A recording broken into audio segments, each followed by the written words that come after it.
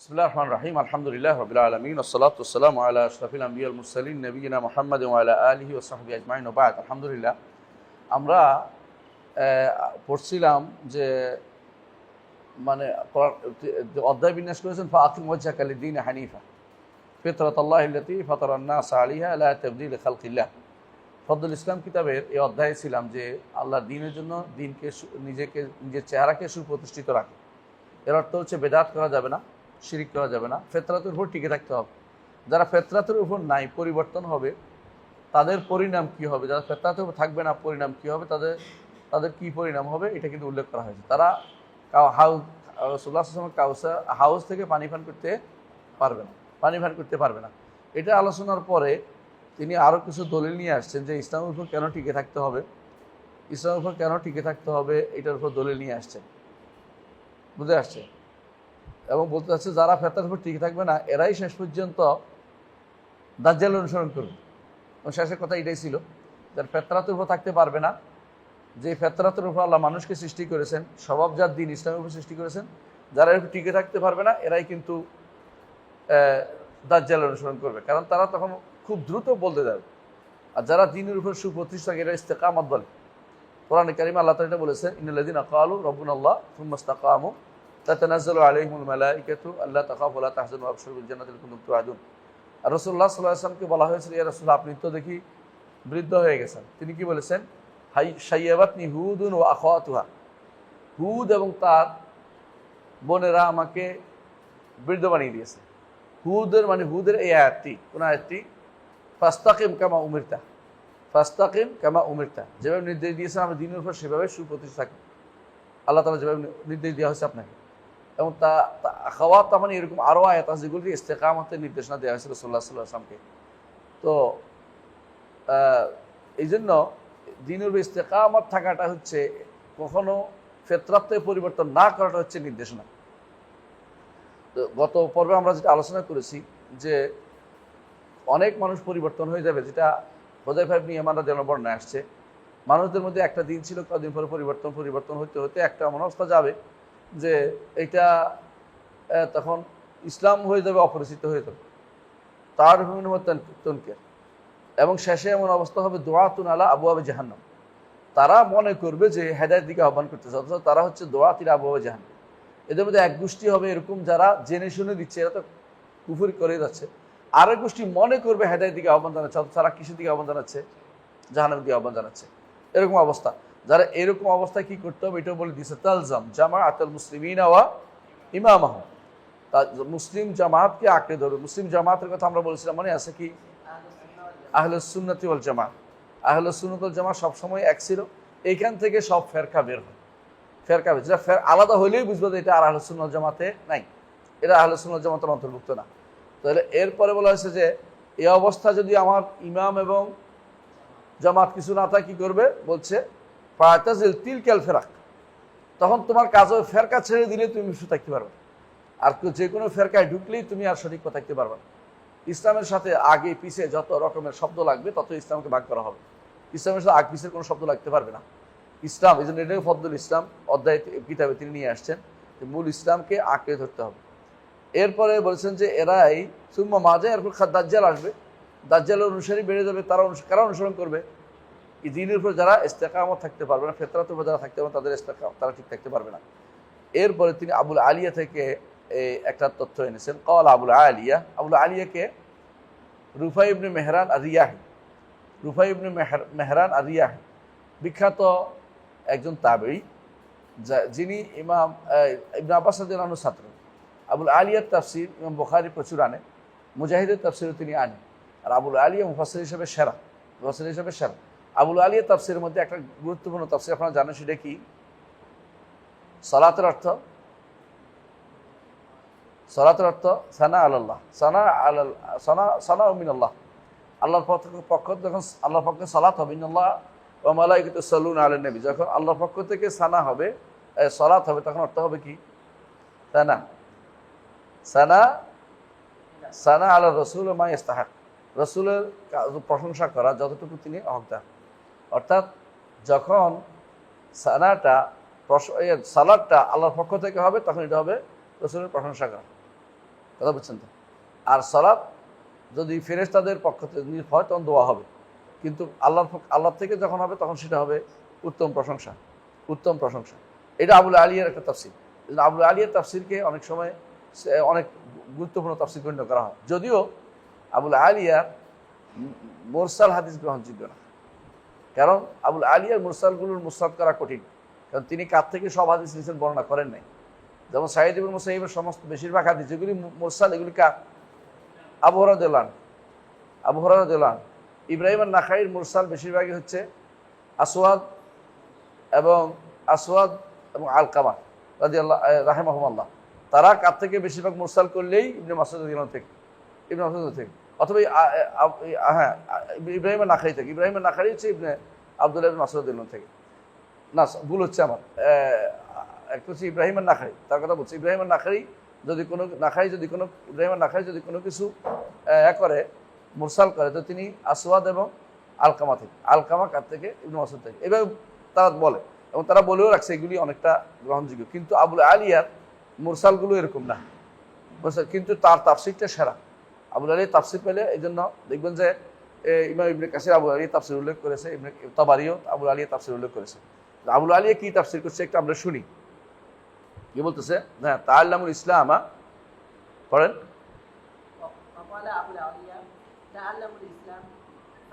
ইসলাম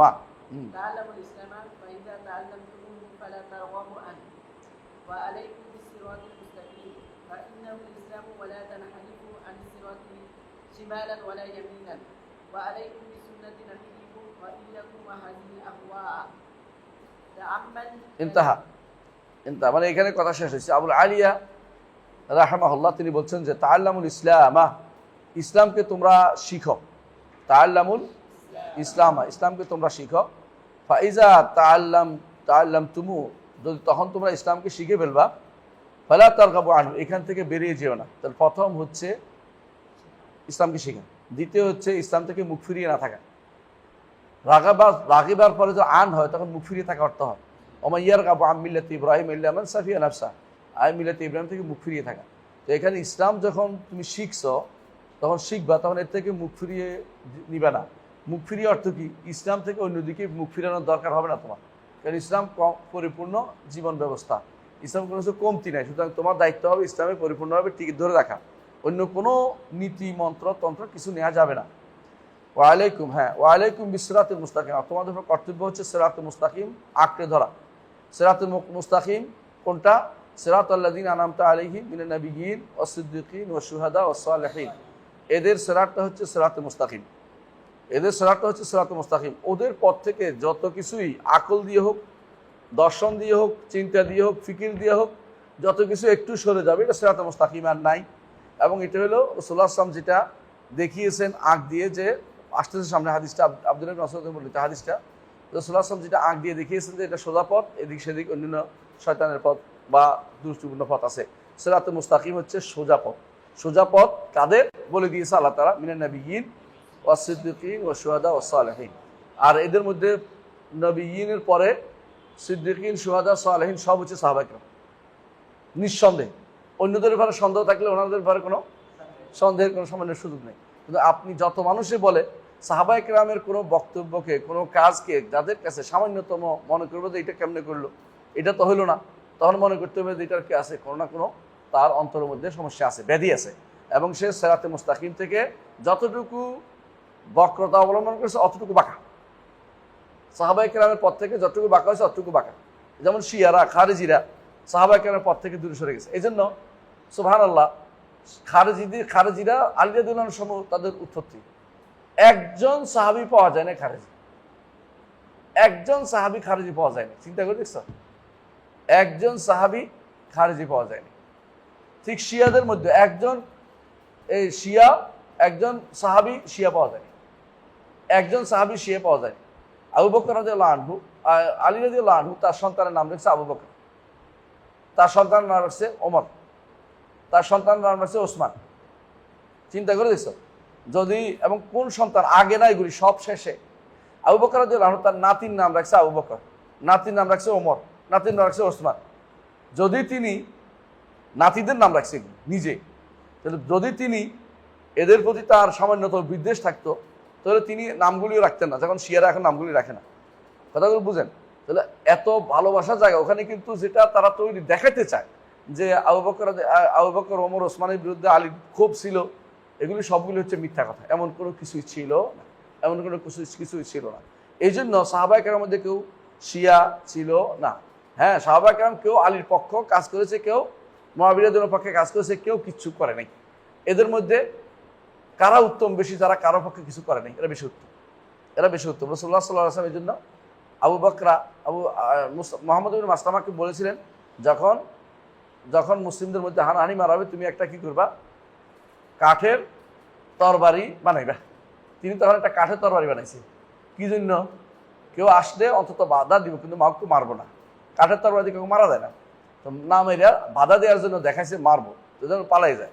কিন্তু তিনি কোনোদিনই এটাতে অংশগ্রহণ করেন না। এই জন্য এই সমস্ত যুদ্ধে যারা মোটেই অংশগ্রহণ করে তারা বেশি ভালো। কিন্তু দুই দলের মধ্যে উত্তম হচ্ছে আলী রাদিয়াল্লাহু আনহু। মুআবিয়া এবং আলী উত্তম, কিন্তু উভয় দলেই ভালো, কোনো দলকেই খারাপ বলা যাবে না, কোনো দলকেই খারাপ, কারণ তাদের উদ্দেশ্য কারোই খারাপ ছিল না। উদ্দেশ্য কারো খারাপ ছিল না, এটা আমরা শিওর বলতে পারি, কারণ উদ্দেশ্য কারো খারাপ ছিল না। মুআবিয়া রাদিয়াল্লাহু আনহু যে সিদ্ধান্ত নিয়েছেন সেটাও ভালো ছিল। মুআবিয়া রাদিয়াল্লাহু আনহু, এটা অনেকের কাছে অসহ্য হয়ে যাবে, মুআবিয়া রাদিয়াল্লাহু আনহু তার সন্তানকে খলিফা বানিয়ে গেছেন, এটা ভালো নিয়তই করছেন তিনি। কি কি ভালো নিয়ত হইতে পারে একদম বলেন তো? হ্যাঁ, উম্মার ঐক্য। আহসানতা, প্রথম কথা হচ্ছে উম্মার ঐক্য। কারণ তিনি দেখেছেন যে মদিনাবাসী যদি কোনো ইয়াকে দেয়, এই হুসাইনকে দেয়, সিরিয়াবাসী মানবে না, সিরিয়াবাসী মানবে না। আব্দুল্লাহ ইবনে জুবাইরকে দেয়, হুসাইনও মানবে না, আরো যারা আছে কেউ মানবে না, আর সিরিয়াবাসী তো মানবেই না। অনুরূপভাবে যদি আরেক আব্দুল্লাহ ইবনে উমরকে দেয়, কেউ মানবে না। তো উনি দেখছেন উম্মার ঐক্য যেখানে রক্ষা হয়, সেটা ছাড়া কোনো ক্রমেই আর কোনো পদ্ধতিতে ঐক্য রক্ষার কোনো সুযোগ নেই। কারণ কোনোভাবেই সিরিয়াবাসীদেরকে, এই সিরিয়া ছাড়া কেউ এই যুদ্ধের মধ্যে সরাসরি এগিয়ে যাওয়ার তখনকার সময় কেউ এত সাহসী ছিল না। কারণ দমন করার মতো, পুরো রাষ্ট্রকে এক রাখার মতো কোনো পরিবেশ আর ছিল না। বাধ্য হয়ে তিনি সিদ্ধান্ত নিয়েছেন, এটা উম্মতের স্বার্থ রক্ষার্থে চেয়ে নিয়েছেন। যার অন্তরে সামান্যতম দ্বিধা থাকবে যে মুআবিয়া রাদিয়াল্লাহু আনহু কেন এই সিদ্ধান্ত নিলেন, কেন তিনি তার ছেলেকে দিলেন, মনে করতে হবে তিনি মুআবিয়া রাদিয়াল্লাহু বিরুদ্ধে বিদ্বেষ পোষণ করেন এবং তিনি সাহাবায়ে কেরামের প্রতি বিদ্বেষ পোষণ করছেন, সাহাবায়ে কেরামের সিদ্ধান্তের প্রতি তিনি বিদ্যাঙ্গুলি দেখাচ্ছেন। কারণ এই তিনজন ছাড়া সবাই মেনে নিছে। তিনজনকে, হোসাইন ইবনে আলী রাদিয়াল্লাহু আনহু, আরেকজনকে আব্দুল্লাহ ইবনে জুবাইর, আরেকজনকে আব্দুর রহমান ইবনে আবু বকর। এই তিনজন ছাড়া আর সবাই কিন্তু, এই তিনজন ছাড়া সবাই কিন্তু এক ডাকে মেনে নিয়েছেন যে ওনাদের ওর খেলাফত আমরা মেনে নিলাম। এই তিনজনের ব্যাপারে ওসিয়ত করে গেছে যে যতক্ষণ পর্যন্ত ওরা কোনো ব্যতিক্রম কিছু না করবে, তুমি তাদের বিরুদ্ধে অস্ত্রদান করিও না। ওসিয়ত করে সে তাই করছিল, তাদের বিরুদ্ধে কোনো অস্ত্রদান করেনি। কিন্তু তারা কি করেছে, যখন তারা যা করেছে, এটা আমি সাহাবায়ে কেরামের ব্যাপারে আলোচনা করতে চাচ্ছি না, করতে না, তারা তো খলিফা হইতে চেয়েছে, তাদের হক আছে খলিফা হওয়ার, কারণ তারা অধিকারী, এই জন্য তারা এটা করেছেন। কিন্তু এই কারণে যে গন্ডগোল হয়েছে, যে মারামারি হানাহানি হলো, এটা ফলাফল এত বেশি সুদূর প্রসারী হলো যে আজ পর্যন্ত মুসলিম উম্মাহ দুই ভাগে বিভক্ত হয়ে গেল। কিন্তু এর আগ পর্যন্ত, হোসাইন রাদিয়াল্লাহু আনহুর আগ পর্যন্ত শিয়া এক ভাগ আর সুন্নি এক ভাগ এরকম ছিল না। হোসাইন আলী রাদিয়াল্লাহু আনহুর অনুসারীরাও সুন্নি, আর মুআবিয়া রাদিয়াল্লাহু আনহুর অনুসারীরাও সুন্নি। কথা বুঝছেন কিনা? তো এখানে বোঝা গেল শিয়া সুন্নির ভাগটা হোসাইন রাদিয়াল্লাহু আনহুর শাহাদতের পরে হয়েছে, এর আগ পর্যন্ত এই ভাগটা হয়নি। হাসান ইবনে আলী রাদিয়াল্লাহু আনহুর মৃত্যুর আগ পর্যন্ত, মৃত্যুর আগে কি ছিল? উম্মতে মুসলিমা একসাথে ছিল, কোনো শিয়া সুন্নি ভাগ ছিল না। কারণ হাসান ইবনে আলী যখন রাদিয়াল্লাহু আনহু, যখন তিনি খেলাফত ছেড়ে দিলেন, কে নিল? মুআবিয়া রাদিয়াল্লাহু আনহু। আর মুআবিয়া রাদিয়াল্লাহু আনহুর উপরে সারা মুসলিম বিশ্ব একমত হয়েছে। এর চেয়ে একমত আলী রাদিয়াল্লাহু আনহু এবং এরপরে আবু বকর, ওমর, ওসমানের পরে এইভাবে ঐক্যমত আর কোথাও প্রতিষ্ঠিত হয়নি। এইভাবে ঐক্যমত, এবং আলী রাদিয়াল্লাহু আনহুর খেলাফতে ঐক্যমত ছিল না, কিন্তু তিনি খলিফা বা হক ছিলেন। কিন্তু ঐক্যমত না, এত ঐক্যমত আর কোথাও হয় না যখন কার উপরে হয়েছিল? মুআবিয়া রাদিয়াল্লাহু আনহুর উপরে। মুআবিয়া রাদিয়াল্লাহু আনহু যে সিদ্ধান্ত দিয়েছেন সেটার ব্যাপারে আমাদের এত বাড়াবাড়ি করে শেষ পর্যন্ত আমাদের যারাই বাড়াবাড়ি করে কেন এটা করলেন, তারা কিন্তু এর চেয়ে ভালো কিছু আনতে পারে নাই। বরং তারা এখন কাফেরদের দেওয়া থিওরিকে তারা এখন আওড়াচ্ছে, অথচ তা কাফেরদের থিওরির থেকে মুআবিয়া রাদিয়াল্লাহু আনহুর সিদ্ধান্ত কিন্তু অনেক উন্নত ছিল এবং তিনি মুসলিম বিশ্বের একতা চেয়েছেন, ঐক্য চেয়েছেন এবং ঐক্য চাওয়াটা তার জন্য একটা ওয়াইজ ছিল। এবং আমি এই জায়গাতে যদি কোনো ওমর বা অন্য কেউ থাকতেন তারা এই সিদ্ধান্ত বাইরে যাইতেন না, কারণ হচ্ছে মুসলিম বিশ্বের ঐক্য দরকার, যার উপরে মুসলিমরা একমত হবে তাকে দেওয়া দরকার। তিনি অন্য কাউকে দিলে সেখানে ঐক্যমত রক্ষা করা কঠিন হইতো, এটা তিনি ভালো করে বুঝছিলেন যে অন্য কোথাও সিরিয়া বলো, মিশর বলো অথবা ইরাক বলো বা অন্য সব জায়গায় কেউ এই মতে ঐক্যমত পোষণ করতো না কারো উপরে। যেভাবে মুআবিয়া রাদিয়াল্লাহু আনহুর উপরে সবাই একমত ছিল, তার কথার উপর সবাই একমত ছিল, পরবর্তীতে এটাই তাদের চলতো, মানে এটার উপরে তারা তিনি সিদ্ধান্ত এটার উপরে চলবে। কারণ এই ধারা বজায় থাকলে কাফেররা ভয় পাবে। কারণ যুদ্ধক্ষেত্রে কারা কাজ করতো? সিরিয়ানরা। যুদ্ধের নেতৃত্ব সিরিয়ানরা দিয়েছে। আপনারা ভালো করে জানেন যে মুআবিয়া রাদিয়াল্লাহু আনহুর ছেলে ইয়াজিদ, সে যুদ্ধ করেছে কনস্টান্টিনোপল। রাসূলুল্লাহ সাল্লাল্লাহু আলাইহি ওয়াসাল্লাম বলেছেন যে আমার উম্মতের মধ্যে প্রথম যারা কনস্টান্টিনোপল যুদ্ধ করতে যাবে, মদিনাতে কায়সার যুদ্ধ করতে যাবে, আল্লাহ তাদেরকে ক্ষমা করে দিবেন। সুতরাং একজন মানুষ ক্ষমার, সে যদি কোনো নেতৃত্ব দিয়ে থাকে, তাকে যদি কোনো আপনারা বলেন যে ক্ষমা পাবে না, এটা আপনারা বলতে পারেন, আমাদের আপত্তি নেই, কিন্তু আমরা তো লানত দিতে পারি না। লানত দিয়ে দেবো কেন? ইমানদারের লানুল মুসলিমের মুমিনের কাতলি, একজন মানুষকে লানত করা হচ্ছে তাকে হত্যা করার মতো। ইমানদারকে কেউ লানত করা যায় না, ইমানদারকে আল্লাহর রহমত থেকে দূরে সরিয়ে দেওয়া যায় না। রাসূলুল্লাহ সাল্লাল্লাহু আলাইহি ওয়াসাল্লাম একদিন যাচ্ছিলেন, একজনে তার উটকে লানত করছে। রাসূল বলছে এই উট আমার সাথে যাবে না, তা লানত তারা উট আমার সাথে যাইতে পারে না, তো উট ছেড়ে দিচ্ছে, ওর জন্য তাদের সাথে না যায়। চিন্তা করে দেখেন, মানে লানত তারা ওর সাথে যাবে না, তারা এত ভয় করতেন লানতকে। আর সেখানে আপনারা সারাদিন বসে বসে একজন মানুষকে লানত করছেন, অথচ হ্যাঁ তার দোষ আপনি দিতে পারেন যে একটাই দোষ, সেটাকে কেন সে পরিবর্তন করলো না। কি সিরিয়ার শাসক কেন পরিবর্তন, সিরিয়া ন কুফার শাসক উবাইদুল্লাহ বিন জিয়াদকে কেন পরিবর্তন করলো না? এইটা ছাড়া আপনি কোন জায়গায় দোষ দিতে পারেন আমাকে বলেন তো? কারণ মুহাম্মদ ইবনে হানাফিয়া বলতেছেন আমি তার কাছে ছিলাম 1 মাস, আমি তাকে দেখছি সালাত আদায় করতে, আমি তাকে দেখছি ভালো কথা বলতে, আমি তাকে দেখছি সে কোনো রকমের খারাপ কিছু তার মধ্যে আমি দেখি নাই। মুহাম্মদ ইবনে হানাফিয়া কে ছিল? মুহাম্মদ হানাফিয়া কে ছিল? আলী রাদিয়াল্লাহু আনহুর এক ছেলে, আলী রাদিয়াল্লাহু আনহুর আরেক ছেলে। এই ছেলে ইয়ার ঘরের না, মানে ফাতেমার ঘরের না। ফাতেমা রাদিয়াল্লাহু আনহার মৃত্যুর পরে আলী রাদিয়াল্লাহু আরেকটা বিয়ে করেছেন, সেই বিয়ের সন্তান একটা ছিল, তার নাম ছিল মুহাম্মদ ইবনে হানাফিয়া। মুহাম্মদ ইবনে আলী ওর নাম ছিল। হানাফিয়া কিন্তু মায়ের দিকে শাসন করে, কারণ তার মা ছিল বনু হানিফে, তিনি বিয়ে করেছেন পরবর্তীতে, এই জন্য মুহাম্মদ হানাফিয়া বলে। মুহাম্মদ হানাফিয়া তিনি বলছেন আমি 1 মাস ছিলাম কোথায়? সিরিয়াতে, শামে। আমি শামে 1 মাস ছিলাম, আমি তাকে আপনারা যেগুলি বলেন এগুলি দেখি নাই। তারা কি বলে মদ খাইতো, তারপরে এটা করতো, জুয়াবাজি করতো, দুনিয়ার কাজ, আমি এগুলি কিছু দেখি না, তার মধ্যে আমি খারাপ কিছু দেখি নাই। একজন মানুষকে আপনি বদনামি করতে হলে তো প্রমাণ লাগবে। ইতিহাস বলে যেগুলি তার নামে প্রচলন হয়েছে কি তিনি মদ খাইছে, এইটা করছে, এটা সবগুলি মিথ্যা। আর যারা বলে যে তিনি হুসাইন রাদিয়াল্লাহু আনহুর মাথা নিয়ে ছড়ি ঘুরাইছেন, এটা ডাহা মিথ্যা কথা। হুসাইন রাদিয়াল্লাহু আনহুর মাথা কোথায় নেয় নাই? দামেস্কে যায় নাই। কোথায় ছিল? এটা কুফাতেই ছিল, কুফাতে দাফন করা হয়েছে।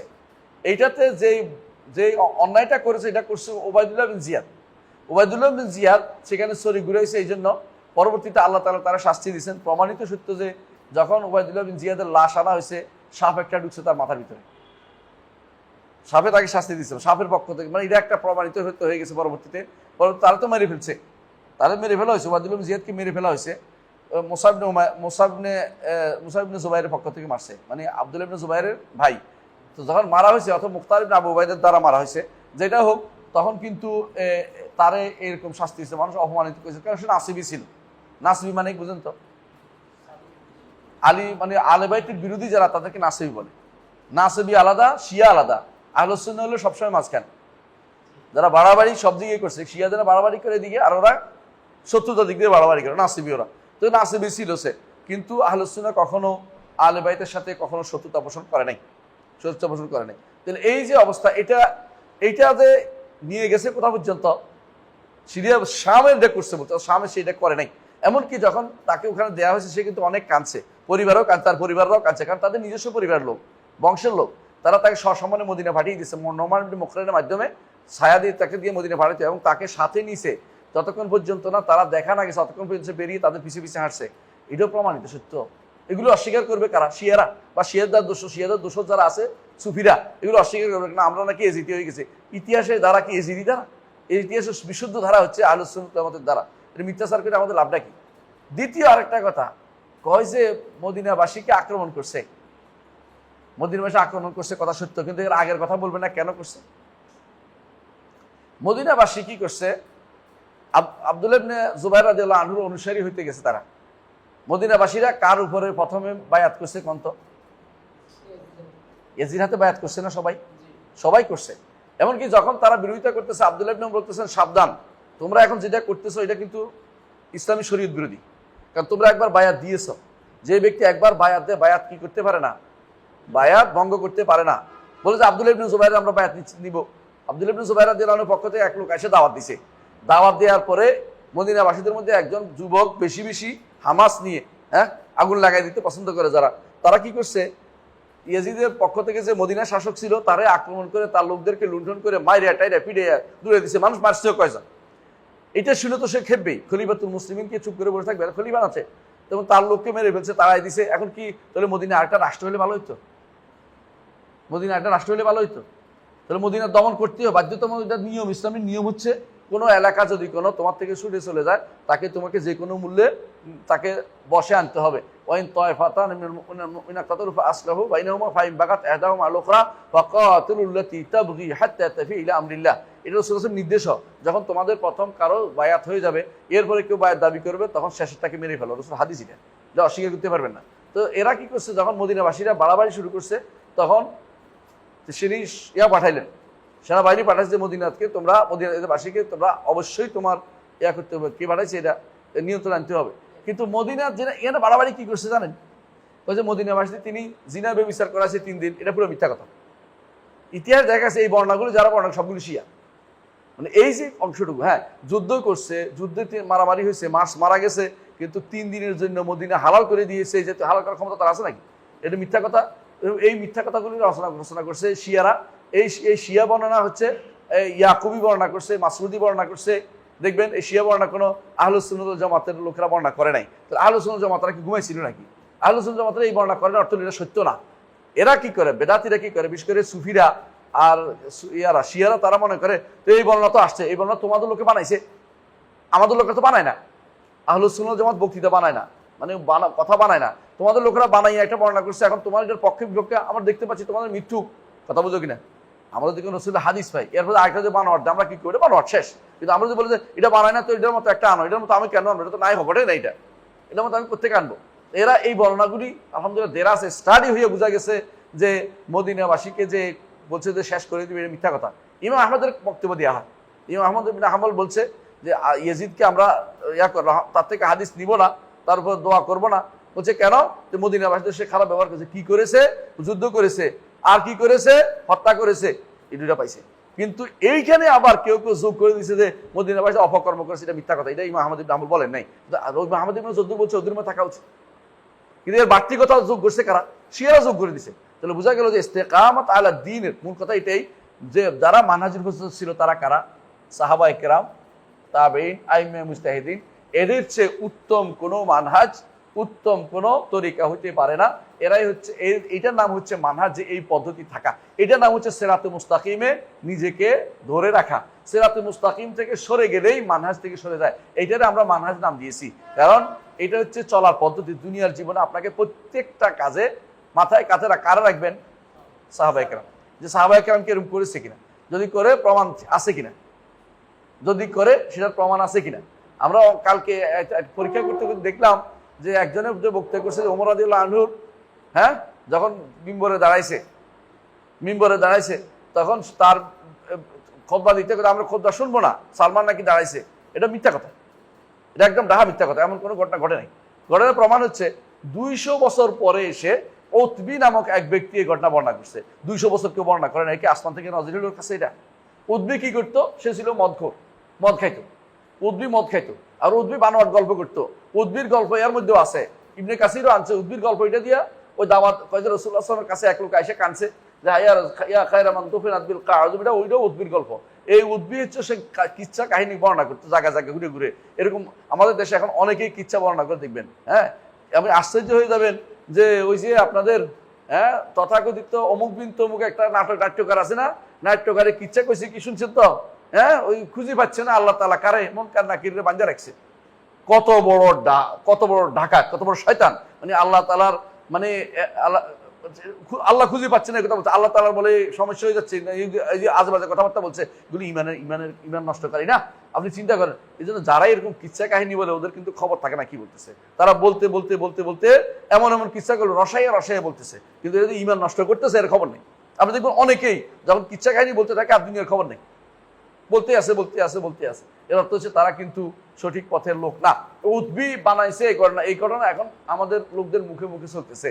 এমনকি দুর্ভাগ্যবশত অনেক যারা নেতাদের মুখে মুখে এগুলি চলতেছে, এগুলি দিয়ে তারা ওয়াজ করে দুনিয়া ভরাইতেছে এবং এটা দিয়ে দলিল দিচ্ছে যে ইসলাম হচ্ছে গণতন্ত্রের নাম। এটা গণতন্ত্রের কি হলো এটার মধ্যে? এটা যদি কোনো সত্য হয়, সত্য নাই, সত্য হলো এটা হলো কি কথা বলার স্বাধীনতা। সবসময় ইসলাম কথা বলার স্বাধীনতা ছিল, কিন্তু ইমামকে সামনে রেখে বর মজলিসে অপমান করার সিস্টেম ইসলামে নাই। কথা বুঝতে পারছি? রাষ্ট্রপ্রধানকে কখনো বর মজলিসে অপমান করার সিস্টেম ইসলামে দেয় নাই। এই সিস্টেমটা সম্পূর্ণরূপে বানোয়াট খারেজি সিস্টেম। এই সিস্টেম রাসূলুল্লাহ সাল্লাল্লাহু আলাইহি ওয়াসাল্লামের প্রথম কে বলছিল? খারেজি বলছিল। কি বলছিল খারেজি? দেরিয়া মোহাম্মদ ইনসাফ করো। এটা কোনোদিন সাহাবী কেউ বলছিল? কোনোদিন কোনো সাহাবী বলতে পারছে? কারণ এই জাতীয় কথা কোনো ইমামের পিছনে যত বড়ই হোক বলতে পারে না। ওমর রাদিয়াল্লাহু আনহুর সামনে এটা কে বলবে? কেউ বলতে পারে এই জাতীয় কথা। এমন কেউ যে বলে, আরেকটা কথা বলে যে কি ওই যে ওমর রাদিয়াল্লাহু আনহু যখন বলছে তোমরা বেশি বেশি মহৎ দিও না, এক মহিলা বলছে আল্লাহ বলছে এটা তুমি কেমন এটা বলো? আল্লাহ বলছে যে আমরা এক কেন্তার দিতে বলছে, এক ট্রাক দিতে বলছে। কেন্তার তো ট্রাকের মতো, তো ট্রাক দিতে বলছে, আপনি কেমন এটা বলেন? বলছে মহিলা ঠিক বলছে, আমি ওমর ভুল করছি। এই জাতীয় ঘটনা ঘটে না, এটাও বানোয়ার কথা, এটাও বানোয়ার, শুদ্ধ নাই ঘটনা। তাহলে মানুষ বানোয়ার কথাই দলিল দেওয়া হচ্ছে, আসার দেখে না, সহি আসার দেখে দলিল দিতে হবে আপনাকে। কারণ যে কোনো কাজ ওমর, এই ইসলামের নিয়ম হচ্ছে যে আপনার দায়িত্ব হচ্ছে যদি কোনো কাউকে নসিহত করতে একান্তে করবেন, না করলে কি করবেন? ঘটনাটা শুদ্ধ কর, ঘটনাটা ভুল বলবেন, মানুষ সাবধান হোক। কথা বলছেন কিনা? আজ একান্তে বলতে না পারেন, আপনার দায়িত্ব শেষ। আপনি ঘটনাটা ভুল বলেন, ব্যক্তির উপর আক্রমণ করে আপনার দায়িত্ব ভিতরে পড়ে না। যদি কোনো সেটা কি হয়, যদি এমন ব্যক্তি হয় যিনি কি ক্ষমতায় আছেন, যিনি ক্ষমতায় নাই, তার ব্যাপারে সাবধান করবেন। যে ব্যক্তি মিথ্যা বানোয়ার কথা বলে, এই সাবধান, তার ব্যাপারে সাবধান করার দায়িত্ব আমাদের। এটাই ইসলামের শরীয়তের নিয়ম। ক্ষমতাসীনদের ব্যাপারে বাড়াবাড়ি করা এটা ইসলামিক নিয়মের ভিতরে পড়ে না, এটা আপনারা জানেন। তো এখানে যেটা আসছিল আবুল আলিয়া রহমতুল্লাহ আলাইহি যেটা বলতে চাচ্ছেন যে দীনুল উপর আলাইকুম বিস সিরাতুল মুস্তাকিম, সিরাতুল মুস্তাকিম তোমার থাকা ফরজ। ফাইন্নাহুল ইসলাম, এটা হচ্ছে ইসলাম। এর আগে পিছিয়ে যা চলে যাবে, সিরাতুল মুস্তাকিম যে এদিক সেদিক তাকাইলে ইসলামে থাকবে না। কেন? তখন তারা ফের কাতে চলে যাবে।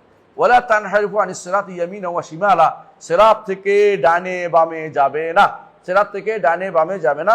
ইয়ামিনা ওয়া শিমালা, ওয়া শিমালা ওয়া ইয়ামিনা। ওয়া আলাইকুম বিসুন্নতি নবিয়িকুম সাল্লাল্লাহু আলাইহি ওয়াসাল্লাম, তোমাদের দায়িত্ব হচ্ছে সুন্নতে রাসূলের সুন্নতকে আঁকড়ে ধরা। রাসূলের সুন্নত কি কথায় আছে না, কাজে আছে না? কাজে কথায় আছে না? রাসূল কি বলেছেন? আপনারা দয়া করে, আপনারা কেউ আমার কথা বলা শোনার দরকার নাই। আব্দুল্লাহ জাহাঙ্গীর রহমতুল্লাহকে একজন বলছে আপনার কথা না শুনতে বলে সবাই। তো উনি বলছিলেন আমার কথা না শুনে চলবে, আল্লাহ কোরআন তো পড়তে হবে, রাসূল হাদিস তো পড়তে হবে, এটা শুনেন না অন্তত, এটা শুনে চলবে, আমার কথা শোনার দরকার নেই। ঠিক আপনারাও এই ইমারার মাসালায়, রাষ্ট্র ক্ষমতার মাসালায় কারো কথা শুনেন না। ইমাম মুসলিম রহমতুল্লাহ আলাইহি কিতাবুল ইমারা, দয়া করে সবাই এটা একবার পড়বেন। কিতাবুল ইমারা একবার পড়বেন, পারবেন না? এটা সহজ জিনিস। হাদিসগুলো একবার পড়েন, আপনার মনে হবে যে আপনি কতটুকু ভুলের মধ্যে আছেন বা শুদ্ধ মাসা স্পষ্ট হয়ে যাবে। কিতাবুল ইমারা পড়বেন। এই জন্য কিতাবুল ইমারা, এই জন্য আমরা যখন ছাত্র ছিলাম আমাদের ওস্তাদে কিতাবুল ইমারা আলাদা পড়াইতো। কোথায় না এটা পড়ানোর দরকার আছে, কারণ হঠাৎ করে মানুষ কি হইতে পারে, মাথা গরম করে ফেলতে পারে। এখন যেহেতু হাদিসে পড়ায় বেশিরভাগ শুরু থেকে শেষ পর্যন্ত, মাঝখানে পড়ায়, ইমারার গুরুত্ব দিচ্ছে না। অনেক যুবক হঠাৎ করে হয়ে যাচ্ছে, খারিজি হয়ে যাচ্ছে বা খারিজি বলা চলে যাচ্ছে। কিতাবুল ইমারা পড়লে বুঝবেন যে রাসূলুল্লাহ সাল্লাল্লাহু আলাইহি ওয়াসাল্লাম কতটুকু গুরুত্ব দিয়েছে শান্তি শৃঙ্খলা রক্ষাকে। আপনি বুঝতে পারছেন? শান্তি শৃঙ্খলা রক্ষার বাইরে আপনি হঠাৎ করে মাথা গরম করে একটা কিছু করবেন, এর পরিণতি কত খারাপ হয় আপনি এখন গাজাকে দিয়ে বুঝেন। গাজাতে যে আক্রমণ করেছে 6 অক্টোবর নাকি, 7 অক্টোবর যে আক্রমণ পরিণতি কত মানুষ গেছে? 3.5 লাখ মুসলিম মারা গেছে। 3.5 লাখ মুসলিম মারা গেছে, আপনি কি করবেন? বর্তমানে গাজার 80% গাজা কিন্তু ওদের দখলে চলে গেছে, আর যেটা আছে ওই অংশ তারা কিন্তু ছড়াই দিবে। আপনি কি করতে পারছেন শেষ পর্যন্ত? কি লাভ করছেন এটা দিয়ে? আপনি কি লাভ করছেন? হেরা কইছে যে একটাই, যে আমরা একটা ষড়যন্ত্র ছিল, ষড়যন্ত্র বন্ধ। কি ষড়যন্ত্র ছিল? কিছুই না। এদেরকে আগুন, পিছন দিয়ে আগুন দিয়ে দিছে, পিঠে তাল দিয়ে দিছে, শুরু কর, আমরা আসি। যখন এরা মারা গেছে তখন কি আছে, ওরা নিজেরা যখন শান্তি চুক্তি করছে আমেরিকার সাথে, ওদের নামও নেয় নাই, নামও উল্লেখ করে নাই।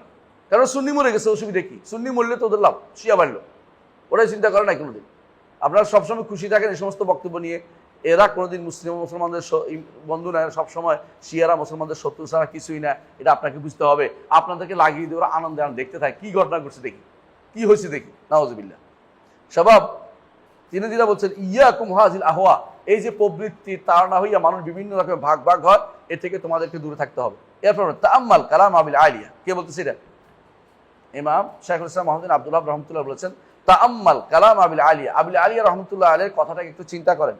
মা আজাল্লাহু, হাদা মা আজাল্লাহু, মা আজাল্লাহু, কতই না গুরুত্বপূর্ণ, সম্মানিত, মর্যাদাপূর্ণ কথা এটা, কত মহৎ কথা এটা। ওয়া আরিফ জামানাহু আল্লাযী ইউহাদ্দিরু ফি মিনাল আহওয়া আল্লাতী মান ইত্তাবাহা ফাকাদ রাগিবা আন ইসলাম। আরেকটু চিন্তা করেন, আবুল আলিয়া কোন সময়? তাবেঈদের সময়। তখন কি ফিতনা বেশি ছিল না কম ছিল? কম ছিল না? কম ছিল। ফিতনা তখন কম ছিল। আবুল আলিয়া রহমতুল্লাহ আলাইহি কার সময়? আপনি চিন্তা করে দেখেন, কেবল তাবে। এর অর্থ হচ্ছে এই সময়ে ফিতনা শুধুমাত্র শুরু হয়েছে মাত্র, ফিতনার শুরু হয়েছে মাত্র। এই সময়ে ফিতনা কম হয়েছে, এই সময়ে ফিতনা কম হওয়া তারপরেও আবুল আলিয়া সাবধান করেছে। অল্প ফিতনার সময় সাবধান করেছে, এখন বেশি ফিতনার সময় আমাদের কি করা উচিত? হ্যাঁ, যখন আবু আলিয়া রহমতুল্লাহ আলাইহির সময়ে ফিতনা ছিল মাত্র কয়টা? একটা দুইটা ফেরকা, অথবা সর্বোচ্চ 4টা ফেরকা ছিল। একটা ছিল কি? খারেজি, একটা ছিল শিয়া, আর একটা ছিল কাদারি, একটা ছিল জামাত। এই সময় এত ফিতনা আর আসে নাই, বুঝছেন তো? আবু আলিয়া এত ফিতনা শুরু হয়নি। তখনও মুতাজিলারা আসে নাই, তখনও জাহমিয়াদের তৈরি হয় নাই, তখনও মুরজিয়ারা আসে নাই, তখনও খারেজিদের পূর্ণ তৈরি হয়। খারেজি আগে ছিল, বুঝছেন তো? মানে নতুন সিস্টেমে আসে নাই, মানে শুধু ওই খারেজি নাহরাওয়ানের খারেজি ছিল। এই সময়ে তিনি সাবধান করেছেন এদের সম্পর্কে। আর এখন যত ফেরকা বেরোচ্ছে, আমাদের কত বেশি সাবধান করা উচিত, কথা বুঝতে পারছি? এটা বলতেছেন তিনি। ওই সময় যদি কোনো কেউ এইগুলি থেকে, এই ফেরকার অনুসরণ করতো, ইসলাম থেকে মুখ ফিরিয়ে দিয়েছে বলা হয়তো, এখন তো সে অবস্থায় নাই। হ্যাঁ, তারপরে আসেন।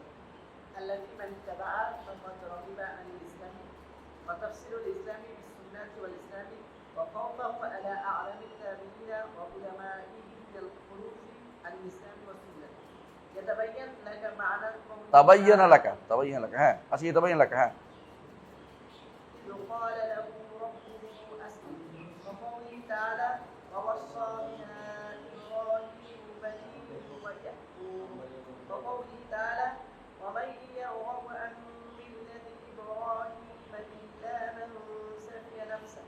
وأشباه هذه الأصول الكبار التي هي أصل الأصول والناس عنها في غفلة. وفي معرفة هذا يتبين لك معنى الأحاديث في هذا الباب وأمثالها. আমসালিয়া, ঠিক আছে। এখানে আসেন, একটা সুন্দর কথা বলছে, দেখেন তিনি কি বলছে। আলাইকুম বিসিরাতিল মুস্তাকিম ফাইন্নাহুল ইসলাম। কে কইছে এটা? আবুল আলিয়া। যে তোমার উপর কর্তব্য হচ্ছে সিরাতুল মুস্তাকিম ধরা, এটার নাম হচ্ছে ইসলাম। আহওয়া পরিত্যাগ করা, বিভিন্ন প্রবৃত্তি, বিভিন্ন ফেরকাকে পরিত্যাগ করে চলা, এটা নাম হচ্ছে ইসলাম। এই যে তিনি ইসলামের, এরপরে বলছেন যে তো আলাইকুম বিস সুন্নাহ, একবার বলছে সিরাতুল মুস্তাকিম, আবার নাম করেছে কি আলাইকুম বিস সুন্নাত, সুন্নাতে নবীকুম, তাই তো? তো তিনি বলছেন যে ইসলাম হচ্ছে সুন্নাহ। ইসলাম হচ্ছে কিসের নাম? সুন্নার নাম, সুন্নার নাম। ওয়া খাউফু আলা আলামিত তাবেঈন, তাবেঈদের মধ্যে যারা বড় বড় ওলামা, ওদের কাছে ভয় করেছেন তিনি। ভয় করে বলছেন যে সুন্নাহ থেকে, কিতাব সুন্নাহ থেকে, কোরআন সুন্নাহ থেকে, ইসলাম ও সুন্নাহ থেকে বের হওয়া যাবে না। ইসলাম ও সুন্নাহ থেকে বের হওয়া যাবে না, বুঝছেন তো? তাহলে ইসলাম কোনটার নাম? সিরাতুল মুস্তাকিমের নাম। ইসলাম হচ্ছে সিরাতুল মুস্তাকিমের নাম। সিরাতুল মুস্তাকিম থেকে যদি এদিক সেদিক করা হয়, তাহলে সেই ব্যক্তি ইয়ামিন ও শিমালান করলে ইসলাম থেকে সে মুখ ফিরিয়ে নিল। এটা কে বলছে? এটা আবুল আলিয়া বলছে। যদি এইটা আপনি ভালো করে বুঝে থাকেন, যে আবুল আলিয়া কোন বিষয়ে সাবধান করছে, কোন বিষয়ে ধরতে বলেছে, কোন বিষয়ে সাবধান করেছে?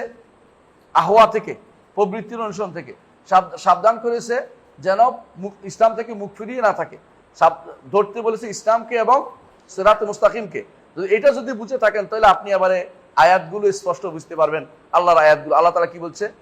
ইসকালাহু রব্বু আসলিম ক্বালা আসলামতু লিরাব্বিল আলামিন। ইব্রাহিম আলাইহিস সালাতু ওয়াস সালাম যে তিনি ইসলাম গ্রহণ করেছেন, পরে ইসলাম রব্বুল আলামিন নিজেকে আত্মসমর্পণ করেছেন, এটা আপনি বুঝতে পারবেন যে ইসলাম কাকে বলে, অর্থাৎ পরিপূর্ণ সিরাতে মুস্তাকিমে থাকার নাম হচ্ছে ইসলাম।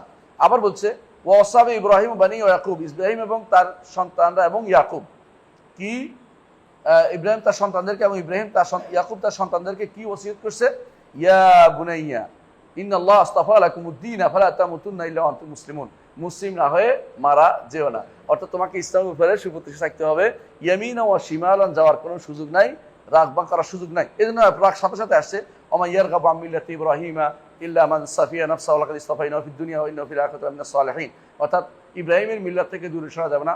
কিসের উপর থাকতে হবে? সিরাতে মুস্তাকিমের উপর থাকতে হবে, সিরাতে মুস্তাকিমের উপর থাকতে হবে। আয়াত যদি বুঝতে হয় এভাবে আপনি সাহাবায়ে কেরাম থেকে বুঝে নিলে, তাদের তাফসীর নিলে আপনি আর কোনোদিন পথভ্রষ্ট হতে পারবেন না। এর বাইরে যদি কোনো আপনি যদি নিজের পক্ষ থেকে ব্যাখ্যা শুরু করেন তাহলে বিপদের এক শেষ, বিপদের এক শেষ। আজকে আমাকে একজন ফোন করছে, বলতেছে সিয়াসা যেটা, সিয়াসাটাকে আপনি সিয়ানা করে দেন। তাহলে আপনি সিয়াসা বুঝেন কিনা? তো বলতে হ্যাঁ বুঝি। কি? সিয়াসা অর্থ হচ্ছে ব্যক্তি। সিয়াসা কাকে বলে? সিয়াসা হচ্ছে মূলত, সিয়াসা হচ্ছে রাজনীতি আর কি, এখন অনুবাদ করে এটা। মূলত সিয়াসা অর্থ হলো শাসন নীতি, রাজনীতি না। কথা বুঝছেন কিনা? কারণ সিয়াসা অর্থ শাসন নীতি, মানে পরিচালনা নীতি হচ্ছে সিয়াসা। এই জন্য হাদিসটিতে বলা হয়েছে কানা বনি ইসরাইল তাসুসুল আম্বিয়া, বনি ইসরাইলদেরকে তাদের নবীরা শাসন করতেন। নবীরা কি সব শাসক ছিলেন? অর্থ কি? পরিচালনা করতেন। আপনি বুঝছেন তো কথাটা? অর্থাৎ পরিচালনা, দেশ পরিচালনা, লোক পরিচালনা, পরিবার পরিচালনা, সমাজ পরিচালনা, এদের নাম হচ্ছে সিয়াসা। যে যে পদে আছে তার অধীনস্থদেরকে পরিচালনা নাম হচ্ছে সিয়াসা। সিয়াসা এটা না, যে কোনো সময়, এটা মনে রাখবেন। সিয়াসা বা যেটা বলা হয় শরীয়তে, যেটা সিয়াসা শারিয়া বলা হয়, শারঈ রাজনীতি যেটার নাম, এটা হচ্ছে আমার অধীনস্থ লোকদেরকে আমি পরিচালনা কিভাবে করবো। ধরুন আপনাদেরকে আমি পরিচালনা করি, অথবা আপনাদের মুদির আছে দেখাশোনা করে। এই যে পরিচালনার নিয়মটা, এই পরিচালনা নীতিটা, এটা হচ্ছে নীতি কথা। তার নীতি খারাপ, আমার দুইটা টুকরা দিছে, ওরা এক টুকরা দিছে, ঝগড়া করলে তো করবেন যে তার পরিচালনা সুন্দর না, জলেম। হ্যাঁ, কিন্তু সবাই সমান টুকরা মাছ দেয়, আপনি বলতে পারেন না যে তার নীতি খারাপ। কথা বুঝছেন কিনা? তার তো একটা নীতি আছে। রাষ্ট্র পরিচালনার একটা নীতি আছে, এটা কে চালাবে? রাষ্ট্র। বুঝছেন তো? পরিবার পরিচালনা নীতি কে করবে? পরিবারের প্রধান, পরিবার প্রধান, তাই তো? হ্যাঁ। তো এই নিয়ম হচ্ছে যে যেই পোস্টে থাকে তার অধীনস্থদের পরিচালনা হচ্ছে সিয়াসা। যদি শরিয়া মোতাবেক চালায় সিয়াসা শারঈয়া, যদি শরিয়া মোতাবেক না চালায় সিয়াসা জালেমা, সিয়াসা জালেমা। বুঝলেন তো? অর্থাৎ শরীর যদি কোনো জুলুম করছে, সিয়াসা জায়েরা, জালেমা জায়েরা, দুইটাই ইবনে তাইমিয়া ব্যবহার করছেন। এই ইবনে তাইমিয়ার বই পড়লে সিয়াসাটা স্পষ্ট হবে। এর আগ পর্যন্ত আপনি যতই ভাষা নলেজ দিয়ে কি করছে আমরা জানেন, ভাষা নলেজ দিয়ে রাষ্ট্রবিজ্ঞানের যে রাজনীতি, এই রাজনীতি দিয়ে ইসলাম বুঝছি, ইসলামী রাজনীতি বুঝতেছি। বুঝলেন কথাটা? রাষ্ট্রবিজ্ঞানের রাজনীতি ইসলামী রাজনীতি এক জিনিস না, কোনোদিনই ছিল না। রাষ্ট্রবিজ্ঞানের যে রাজনীতি, এটা ইসলামী রাজনীতি না, এটা হারাম রাজনীতি। আপনি কথাটা বুঝেন। কারণ রাষ্ট্রবিজ্ঞানের রাজনীতি হচ্ছে ভাওতাবাজি করা। কে কেমনে ঘায়েল করে ক্ষমতা দখল করতে পারবে, কে কোনো সুন্দর একটা বক্তৃতা দিয়ে আরেকজনকে ঠেকাইতে পারবে। দুইজনে বক্তৃতা করে, দুইজনে কি করে, ডিবেট করে যারটা দেখা যায় যে কথায় পারতেছে না, তখন বলে তো ওর তো কিছু হবে না, ওর ভোট দিয়ে পারে। বুঝলেন না? এই সিস্টেম ইসলামে কোনোদিনে ছিল না। ইসলামে ছিল তাকওয়া এবং ফরজগারির ভিত্তিতে নেতৃত্ব, নির্বাচন। তাকওয়া থাকবে, ফরজগারি থাকবে, দিনদারি থাকবে, এটা দেখে নির্বাচন ছিল। এবং সেটা হলো আলাদা, এটার নাম রাজনীতি না, এটা নির্বাচন। রাজনীতি এটা হচ্ছে রাজাকে নির্বাচন করবেন, এর রাজা যেটা চালাবে ওইটা হলো রাজনীতি। পার্থক্য বুঝছেন কিনা? মানে আমাকে পরিবারের প্রধান যদি হই, আমি পরিবার যেভাবে চালাবো এটা হলো আমার রাজনীতি। আমি এই পরিবার এইভাবে চালাবো, এটা আমার রাজনীতি। বড় নীতি, এটা অর্থ। রাজার নীতি যেমন হয়, বড় নীতি অর্থ হয় যে যেখানে বড় সে সেটাকে অধীনস্থ লোকদের কিভাবে চালাবে। আমাদের ভাইস চ্যান্সেলর মহোদয় যে রাজনীতি করে, এটাও রাজনীতি। এটা রাজনীতি কি মানে ওনার এই বিশ্ববিদ্যালয় কিভাবে চলবে। তিনি যদি কোনো বলেন যে না আমি যশোর বিশ্ববিদ্যালয় কিভাবে দখলে যেতে রাজনীতি করবো, তো এটা ইসলামী রাজনীতি না। এটা হলো বর্তমান জগতের একটা পদ্ধতি, যে পদ্ধতি তারা কিভাবে ক্ষমতা যেতে হবে চিন্তা করে থাকে। এটার সাথে ইসলামী রাজনীতির কোনো সম্পর্ক নাই, কোনোভাবেই নেই। এখন যদি আপনি মনে করেন যে ইসলামী রাজনীতি বানাবো এটা দিয়ে, এটা কিভাবে হইতো, এটা ইসলামী রাজনীতি, এটা আমি প্লেবার দিয়ে এটা ইসলামী রাজনীতি তৈরি করবো, তাহলে আপনাকে কিছু বলার আমার নাই। মানে আপনি কি করছেন এখন, ইসলামিয়া মদের দোকান, যে মদের দোকান ঠিক রাখলাম, ইসলামিয়া লাগাই দিলাম, এটা হবে না। এই পদ্ধতিটা হবে না কেন? আপনি যে পদ্ধতি আগাচ্ছেন এই পদ্ধতি আমাদের পদ্ধতি ছিলই না কোনোদিনই, এবং এটাকে এইভাবে যাওয়ার এইভাবে বন্ধ করতে হবে। আপনাকে নতুন পদ্ধতি আসবে, যে পদ্ধতি সরিয়ে সমর্থন করে সে পদ্ধতি আসতে হবে, আপনাকে সে পদ্ধতি আসতে হবে, এবং সেই পদ্ধতিটা হচ্ছে সুন্দর। সেই পদ্ধতিটা কি? সেই পদ্ধতি আসলে আপনি লাভবান হবেন। লাভবান হবেন কি? যে যে ব্যক্তি নামাজ পড়ে না, সে ভোট দেওয়ার অধিকারী না, শেষ শেষ। সারা বাংলাদেশে কয় % মানুষ আবার ভোট দিবে দেখেন, সবাই নামাজ পড়া শুরু করে দিবে। নামাজ পড়লে যে ব্যক্তি এই কথা বলবে সে ভোট দেওয়ার অধিকারী না, আল্লাহ রসুল বিরোধী কথা বলবে, যে ব্যক্তি শরিয়া বিরোধী আইন চালাবে, সে ব্যক্তি ভোট পাওয়ার অধিকারী না, দেওয়ার অধিকারী না। দেখবেন যে আস্তে আস্তে চলে যাচ্ছে। আপনাকে এই পদ্ধতিতে আসতে হবে, জোর করে চালু করতে হবে এটা, কারণ এটাই হচ্ছে শরীয়তের পদ্ধতি। আমি শরীয় পদ্ধতি বাদ দিয়ে শয়তানের পদ্ধতি আনি, এবার শরীয় পদ্ধতি ফ্লেভার দিলে হবে নাকি? হ্যাঁ, কতগুলো রং লাগাই দিলেন, এরপর শরিয়া রং দিলে শরিয়া হয় না। আপনাকে এটা কিভাবে তৈরি করতে হবে আপনারা চিন্তা করে বের করবেন। আপনি ওইটার মধ্যে সময় ব্যয় করেন না। কোনটা? কাফেরদের নীতিতে সময় ব্যয় করেন। নিজেরা আপনাদের কিতাবে আল্লাহ তার রসুল কি দিয়েছে এটার মধ্যে থাকেন, এবং এটা সিরাতে মুস্তাকিমের উপর থেকে ঠিক করেন। এইদিকে একবার টান, এদিকে গণতন্ত্র, এদিকে সমাজতন্ত্র, এদিকে সেকুলার তন্ত্র, ওইদিকে অমুক তন্ত্র, এদিকে দেশাত্মতন্ত্র, ওইদিকে কি বহুত্ববাদ। এই যে বিভিন্ন রকমের জিনিস আপনারা নিয়ে আসতেছেন দেশটার মধ্যে, এটা কি পাইছেন আপনারা? এরপর আরেকজন এসে বলবে আরবত্ববাদ, মানে আরেকজন বলে কিছু বাঙালিত্ববাদ, মানে যত ভারে তত বাদ, ওই বাদে সবগুলি বাদ। কি নিতে হইব? সরাসরি ইসলাম আপনাকে প্রতিষ্ঠা করতে হবে। ইসলামের যে নীতি আছে ওর ভিতরে থেকে আপনাকে কাজ করতে হবে। ডানে এভাবে তাকাবেন, আপনি কিন্তু ইসলামের উপর নাই। যত সালাকি করেন না কেন, একদল অবশ্যই হক কথা বলবে। এই একদল হক কথা যারা বলবে তাদের মধ্যে আপনি থাকুন, যে আমি হক কথা বলবো। আমি কি ক্ষমতায় যেতে পারবো? না কেউ ক্ষমতা যেতে পারবে? শুধু শুধু কত বছর নষ্ট করছি আমরা এই দিনটা না বুঝে, এই কাজটা না বুঝে। আমরা যদি কোনো এই জিনিসটা মানুষের অন্তরে ঢুকাইতে পারতাম যে এটা কিন্তু কুফরি, আপনার এটা কুফরি, এই যে কথা বলছেন, এটা কিন্তু ইমান থাকে না। মানুষ কিন্তু আল্লাহকে ভয় করত, যে ইমান থাকে না। এরপরে এরপরে টুপি মাথা দিয়ে আসলেও কিন্তু মানুষ ভোট দিত না, ইমান নাই। কিন্তু ওই বেটার ইমান নাই। যে ব্যক্তি বলতেছে যে আমরা শরিয়া আইনি বিশ্বাস করি না, সে ব্যক্তি কি ইমানদার? সে ব্যক্তি ইমানদার হইতে পারে? কেউ যেটা বলে ইমানদার থাকে, তাহলে আপনি এই কথাটা আগে থেকে কোনো বলেন না, যে এরা ছোট কাল থেকে বাচ্চারা বড় হলো না কেন, না এটা বলা যাবে না। এটা বললে তো আমার ইমানে থাকে না, আমি তো মুসলমান থাকতে পারি না। হয়তো মুসলমান নাম দেখবে, হজ করতেও যাইবো, উমরা করে আসবো, হ্যাঁ, এরপরে কাপড় ঢাকনা দিয়ে আসবো, মহিলা হইলে তো ঢাকনা দিয়ে চলে আসবো, পর্দা পুষিদা করে যাবো, কি বলে এটা, বোরকা ভরে চলে আসবো, মাথার উপরে কালো বোরকা ভরে চলে আসবো, হ্যাঁ, এরপরে তসবি টিপবো, এরপরে বসে বসে। আপনি তো মনে করুন বাবারে বাবা, আল্লাহর ওলি, ইমানের কোনো খবর না, আল্লাহর ওলি চলে আসছে। এই জন্য আপনাকে জানতে হবে শরিয়ার ভিতর থেকে কাজ করতে হবে, শরিয়ার বাইরে যেতে পারবেন না। এখন যেই পদ্ধতি, এটা নির্বাচন, ইমাম রাষ্ট্রপ্রধান কিভাবে নির্বাচন, এটা নীতি আপনি করেন, এটার নাম রাজনীতি না। এটাকে নীতি কিভাবে করবেন, আপনি বর্তমান নীতির উপরে প্রতিষ্ঠিত হয়ে পারবেন না। আপনাকে মুসলিমদের কি নীতি থাকা উচিত, এটা মাদ্রাসায় পড়াইতে হবে, প্রত্যেকটি মাদ্রাসায় পড়াইতে হবে, প্রত্যেকটি স্কুলে কলেজে পড়াইতে হবে, যে মুসলিমদের এই নীতি থাকতে হয়। এই নীতির বাইরে মুসলিমরা অন্য কিছু অবলম্বন করতে পারে না। গণতন্ত্রের বিরুদ্ধে কোনো বই আছে বাংলাদেশে? একটা বই দেখাতে পারবেন? একটা বইও নেই। গণতন্ত্রের বিরুদ্ধে কোনো বই নেই। গণতন্ত্রের বিরুদ্ধে বই বললে এরা কি বলবো না, যে এরা হলো কি সন্ত্রাসী, হ্যাঁ, কি রাষ্ট্রবিরোধী করবে। অথচ গণতন্ত্র রাষ্ট্রবিরোধী, সমাজতন্ত্র তো আর রাষ্ট্রের মধ্যে একটা নীতি আছে না, সমাজতন্ত্রের বিরুদ্ধে। এটা তো বলেন, তো গণতন্ত্র বলেন না কেন? আমি একজনকে যখন বললাম যে 4টে নীতির কোনোটাই গ্রহণ করা যাবে না, এটা বিশাল সমাবেশে 4 জনকে বলছি, ওরা বসে আছে, কয়জন আমার সাথে খাইতে আসছে, বড় বড় নেতারা 4 জন, আল্লাহ আমাদের সুস্থ করে দিক। তো আসলে আমার সামনে তো শোনেন, সব বলছেন গণতন্ত্রের প্রতি, এখন পাওয়ার দরকার নেই, পরে বলি। মানে আমার মানে এটা দেখেছে, বুঝছে, এটাও তো বাদ দিতে হয়, কিন্তু এটা বাদ দিলে তো ওনাদের থাকে না, পার্টি থাকে না। এটা পরে বলেন, আগে ওইগুলি বলেন, মানে ওনারা ওইগুলি বলে লাভ কি, ওনারা ভোটটা পাবে, বুঝলেন? ভোটটা আমার পকেটে যাক, তোমরা আজ যাই করো ভাই, ভোটটা যেন ভোটটা আমার চাই, এটা হলো মূল কথা। আউযুবিল্লাহ, এই নীতিতে চলা যাবে না।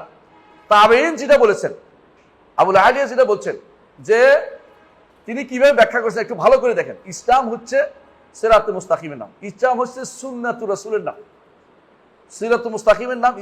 ইসলামকে আঁকড়ে ধরতে হবে, সুন্নাতুল মুস্তাকিমকে আঁকড়ে ধরতে, সিরাতুল মুস্তাকিমে আঁকড়ে ধরতে হবে। সিরাতুল মুস্তাকিম হচ্ছে ইসলাম, ঠিক রাসূলের সুন্নাহ হচ্ছে ইসলাম। তখন আপনাকে সিরাত মুস্তাকিম ইসলাম, সুন্নাহ হচ্ছে ইসলাম, সাহাবায়ে কেরামের তরিকা হচ্ছে ইসলাম। আপনি যদি এর বাইরে চলেন তাহলে আপনি ইসলামে কি হলেন? ডানে বামে চলে গেলেন। ডানে বামে চলে গেলে এটা অবশ্যই কি নয়, এটা অবশ্যই আপনি হক পথের উপর থাকলেন না। এবং এইটাই ব্যাখ্যায় তিনি করেছেন। এই যে আয়াতগুলি আসছে, ইব্রাহিম আলাইহিস সালাম হানিফ ছিলেন, ডানে বামে তাকান নাই। হ্যাঁ, তিনি ওসিয়ত করে গেছেন যেন ইসলামের উপর থাকে এবং নিজে ইসলামের উপর প্রতিষ্ঠিত ছিলেন। আসলামতু লিল্লাহি রাব্বিল আলামিন, আসলামতু লিরাব্বিল আলামিন। এবং তারা তার সন্তানদেরকে ওসিয়ত করেছে ইসলামের জন্য। এবং আল্লাহ তাআলা বলছেন যে ওমাইয়ারগাবু আন মিল্লাতি ইব্রাহিমা ইল্লা মান সাফিয়া নাফসাহু, মিল্লাতি ইব্রাহিমের মিল্লাত থেকে কেউ এদিক সেদিক যেন না তাকায়।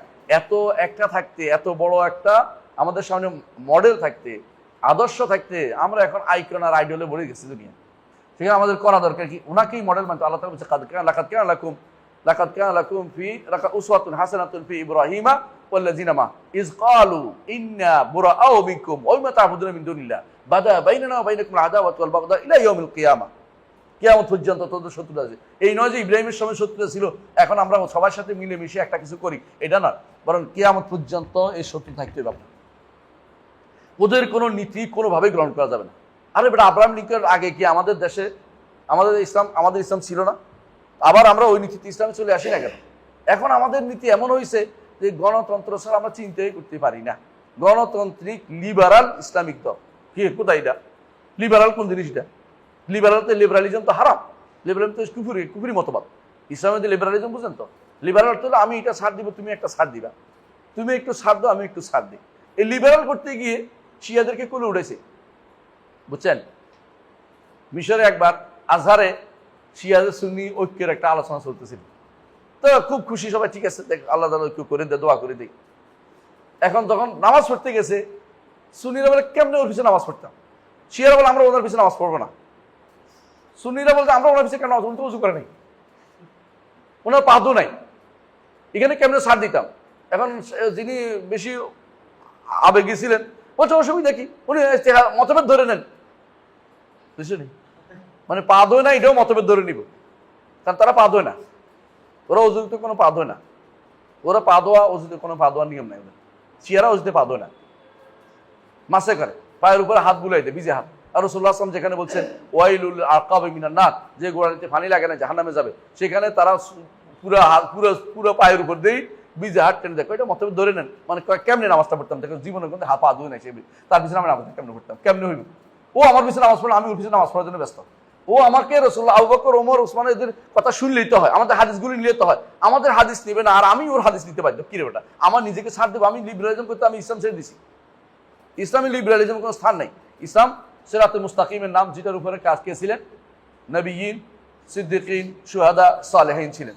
তিনি এই ব্যাপারে আবুল আলিয়া সাবধান করে গেছেন। ওই সময় এত ফেরকা হয় নাই, এত মতবাদ আসে নাই, কোনো মতবাদে আসে নাই। এই মতবাদগুলি কারা তৈরি করে গেছে? উপনিবেশ শাসকরা তৈরি করে গেছে। উপনিবেশ শাসকরা তৈরি করে গেছে, যারা বিভিন্ন জায়গা দখল করছে, ইস্তেমার তৈরি করে গেছে। এগুলি জায়গা দখল করে করে এরা কি করছে? এই নীতি লোক তৈরি করে গেছে। এখন থাকে বাংলাদেশে, কথা কয়, ওদের চিন্তা চেতনা সব ঢুকে গেছে। আমাদের দেশে এই সমস্ত পলিটিক্যাল সায়েন্স পড়ে যারা, পলিটিক্যাল সায়েন্সের ভাষা হ্যাঁ, কাফেরদের, ইংরেজ আমেরিকান তা আছে, সবাই ইউরোপিয়ানদের ভাষা, ওদের কথাগুলি কার? ওদের চিন্তা চেতনা ওদের প্রতিষ্ঠা করতে চায় ওদেরটা। তো আমরা এমন এক জাতি হয়েছি যে জাতির মধ্যে এখন পর্যন্ত আমরা চিন্তা চেতনাতে ওদের থেকে মুক্ত হইতে পারি নাই। আমরা এখনো ওদের দাসত্ব করে যাচ্ছি। এই জন্য আমাদের কাপড় চোপড়া ওদের মতোই, আমাদের দাড়ি কামানো ওদের মতো হয়ে গেছে। ওরা দাড়ি কামাইছে, হ্যাঁ। ওখানে যারা ওদেরকে দাসত্ব করার জন্য সবচেয়ে বড় দাস হচ্ছে এটা, যে ব্যক্তি তাদের নাইট উপাধি পায়। নাইট উপাধি পাওয়ার জন্য অনেকে কি করে? ওদের রানীর লাঠির নিচে বসে থাকে, হাঁটু দৌড় করে বসে থাকে। দেখছ তুমি?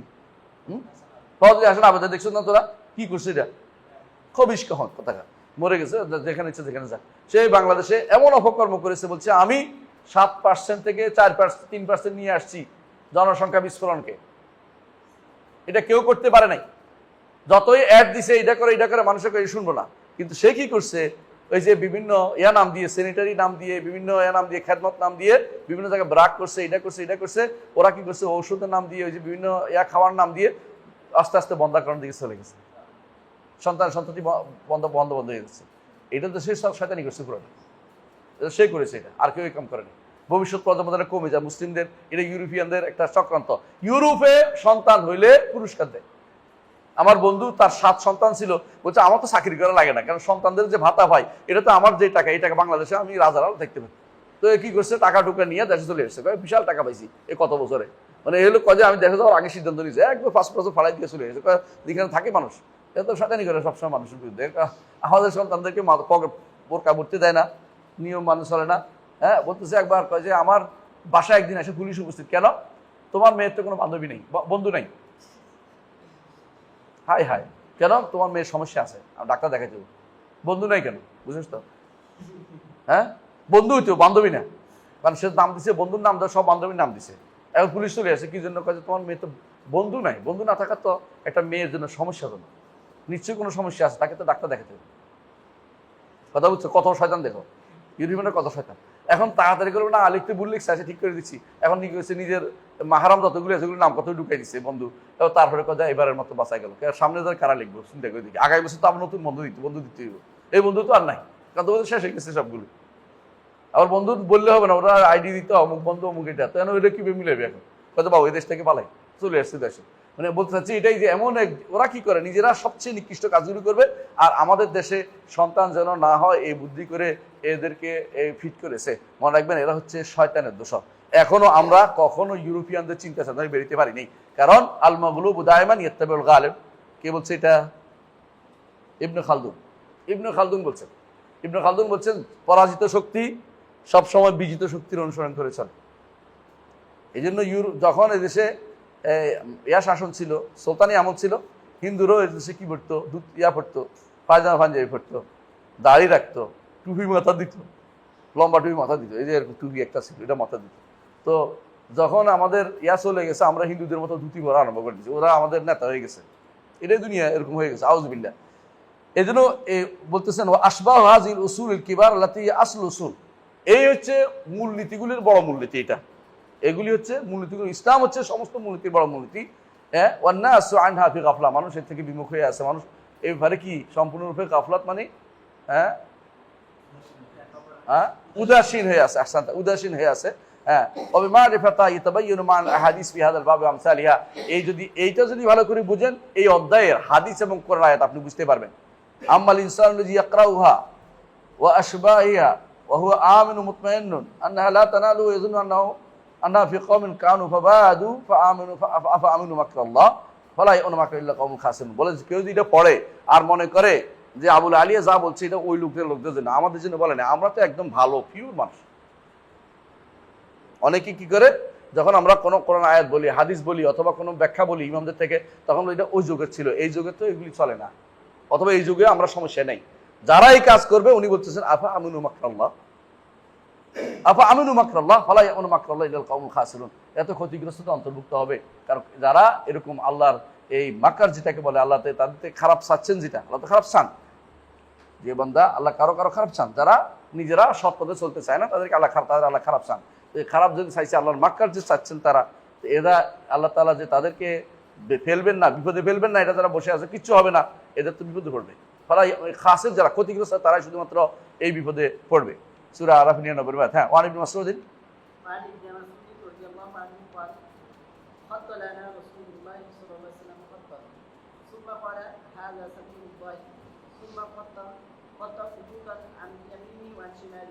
ثم قال هذه السبل على كل سبيل منها شيطان يدعو اليه وطاعه وان هذا صراطي مستقيما فاتبعوه এটা হলো খত। ولا تتبعوا হ্যাঁ, দাঁড়ান, এটা হলো খত।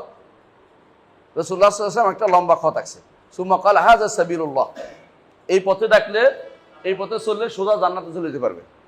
তারপর বলছে সুম্মা খাত্তা খুতুতান ইয়ামিনি ওয়া শিমালি,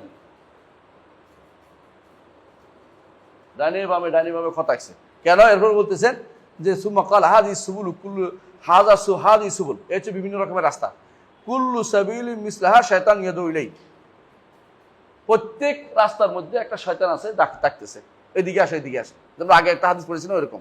তারপর বলছেন যে সুম্মা তালা রাসূল এরপর তেলাওয়াত করলেন যে ওয়ান হাযা সিরাতি মুস্তাকিমান ফাত্তাবিউ ওয়া লা তাত্তাবিউ সুবুলা ফাতাফাররাকা বিকুম আন সাবিলিহি যালিকুম ওয়াসাকুম বিহি লাআল্লাকুম তাত্তাকুন। সূরা আনআমের 153।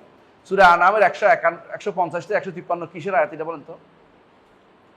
আল ওয়াসাইল আশর, 10টি ওসিয়তের আয়াত। বলা হয়ে থাকে তাওরাতে যে সমস্ত বিদ্যা আছে তার মধ্যে মৌলিক 10টি ওসিয়ত হচ্ছে এটা। এই জন্য এই মুহাম্মদ সাল্লাল্লাহু আলাইহি ওয়াসাল্লামকে 10টি ওসিয়ত একসাথে দেওয়া হয়েছে সূরা আনআমের 150 থেকে 153 এই আয়াতগুলোতে, এবং এগুলি সবগুলি 10টা ওসিয়ত আছে। আর দেখবেন এই 10টা সর্বশেষ ওসিয়ত হচ্ছে এটা। সর্বশেষ অন্যগুলি হচ্ছে প্রথমে দিচ্ছে আকীদা, তারপরে দিচ্ছে, তারপরে ওসিয়ত প্রথম ওসিয়ত হচ্ছে আল্লাহ ছাড়া কারো ইবাদত করে না, এটার উপর। সর্বশেষে আবার বলছে ওয়ান্না হাযা সিরাতি মুস্তাকিমান, অর্থাৎ শুধু আকীদাও থাকতে হবে না, মানহাজে তোমার শুদ্ধ থাকতে হবে। এদের সর্বশেষ এই মানহাজের আয়াত দা আন্না হাযা সাবিলি আন্না হাযা সিরাতি মুস্তাকিম ফাত্তাবিউ ওয়া লা তাত্তাবিউ সুবুলা ফাতাফাররাকা বিকুম আন সাবিলি যালিকুম ওয়াসাকুম বিহি লাআল্লাকুম তাত্তাকুন। এটা করতে পারলে তাকওয়া থাকতে পারবে। এই হাদিসটি ইমাম আহমদ নাসাই বর্ণনা করেছে। আর কিছু আছে এখানে? শেষ না?